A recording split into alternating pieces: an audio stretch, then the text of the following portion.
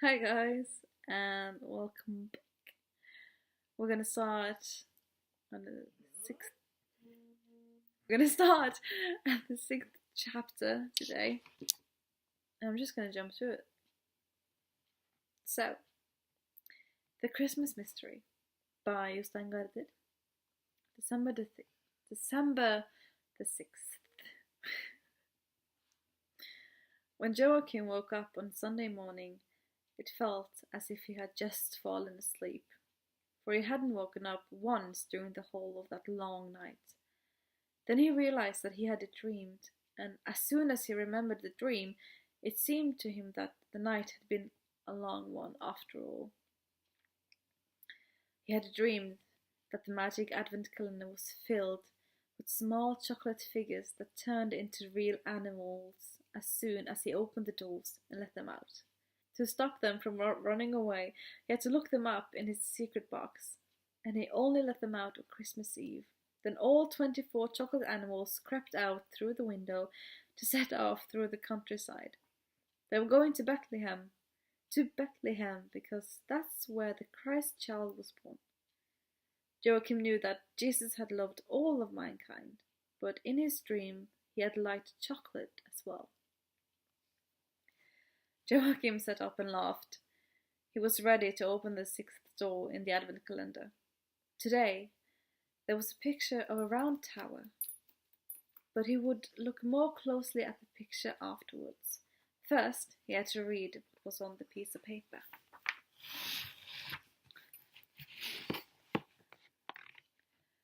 When the boat with Elizabeth, the angel Ephriel, Joshua the shepherd, and the 3 sheep touched land on the Danish side of Öresund, they were welcomed politely by a well-dressed man. Elizabeth spotted him first. The angel who was rowing sat with his back to the shore, and Joshua was busy keeping the sheep quiet. "There's a man over there," she said. The angel glanced over his shoulder and said, "Then he's one of us." The man was black and was wearing a dark cloak with gold buttons, red-knit pants, and sheepskin shoes. He came towards them and pulled the boat up on land. The sheep were the first to jump out, and soon the pilgrims were all standing on the beach. The man wearing the fine clothes bent down and took Elizabeth's hand. "Greetings to you, my child, and welcome to Shærleland. My name is King Caspar of Nubia." "Elizabeth," said Elizabeth, courtesying politely. She wasn't quite sure how to behave. Perhaps she should have said that her name was Elizabeth Hansen and that she came from Norway, but that wouldn't have been very interesting after he had told her that he was the king of Nubia. "He's one of the 3 wise men from the east," whispered Ephriel solemnly. "Or one of the 3 kings of the Orient," said Joshua, nodding. None of this information made the situation any easier for Elizabeth. If she was going to say anything, it would have to be that she was the Princess of Toten or something like that.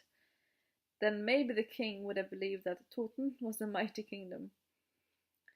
The Black King bowed again and said, "The pleasure is on my side of Öresund.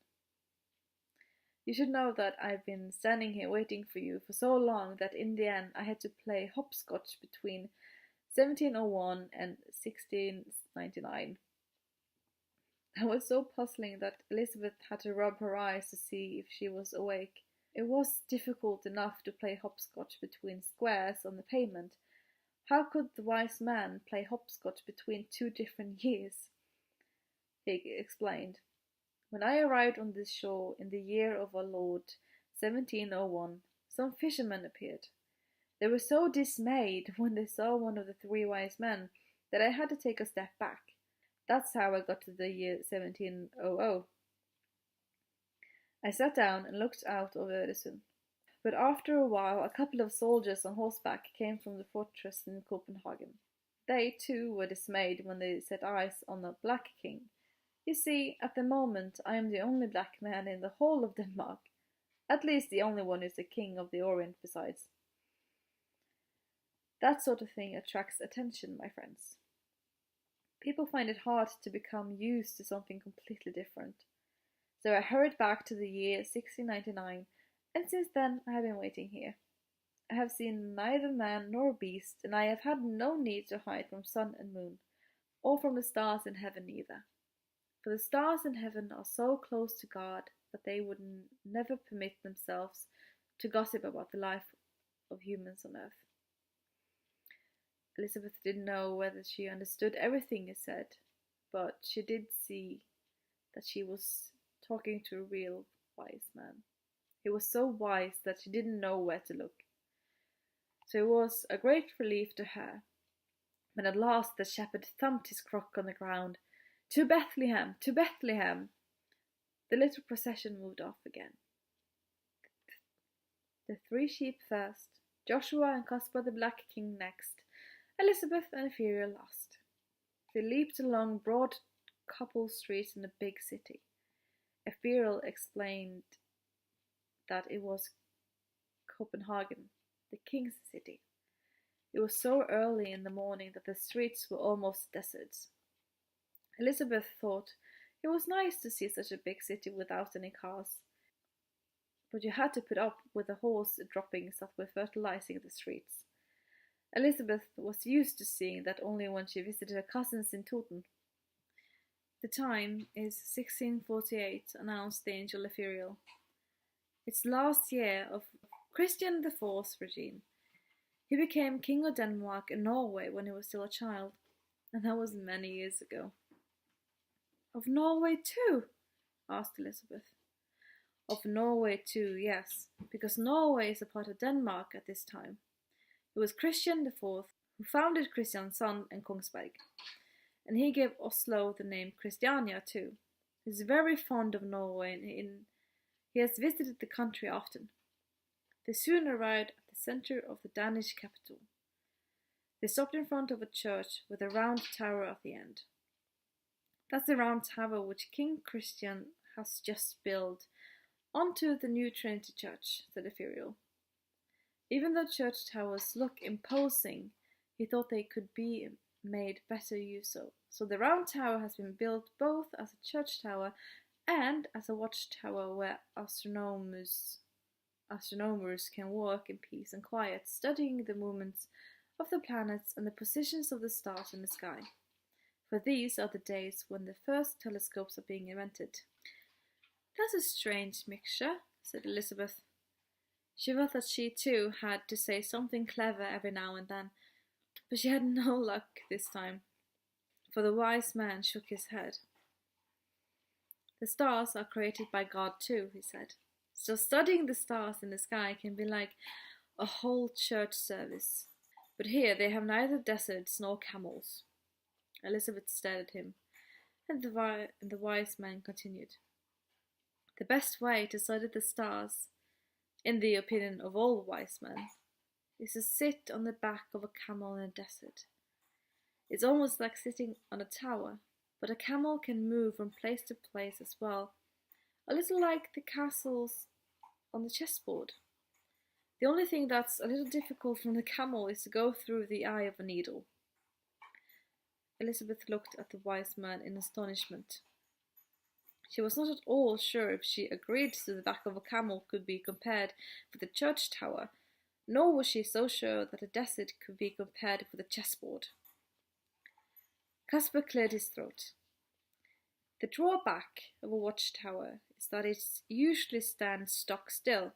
I myself have seen a tower that has stood in the same spot for more than 1,000 years. The old walls must get bored with the view. On the other hand, they experience how people come and go, and perhaps that gives them insight. Elizabeth nodded, and with a gesture Caspar made sure that none of the others spoke. Then he eagerly continued. There are exactly 2 ways of becoming wise. One way is to travel out into the world and to see as much as possible of God's creation. The other is to put down roots in one spot and study everything that happens there in as much detail as you can. The problem is that it's totally impossible to do both at the same time. Elizabeth was again struck with wonder at the wise man's words. To be on the safe side, she clapped her hands, and the angel and the shepherd did the same. Caspar was infected by their enthusiasm and began clapping too, because he was so pleased with all that had been said. Elizabeth thought it must be fun to keep thinking thoughts that were so clever that people wanted to clap their hands. It was as if the wise man had read her thoughts. He said, "Thinking clever thoughts, it's almost like being at a circus. And I don't mean a circus with clowns or elephants, but a real thinking circus. Let it be said once and for all, however, I am grateful to all clowns and elephants for their attention." Joshua thumped his crook on the cobblestones. "To Bethlehem," he said. "To Bethlehem." The procession began to move along the streets again. The sheep first, the shepherd and the wise man, the angel and Elizabeth following. Through the city and out on the country they went. Between swaying wheat fields and cool leafy woods, Elizabeth thought Denmark was a very flat country. It seemed to be extra flat because she could see no tall buildings. The only thing that pointed up occasionally were the churches they passed.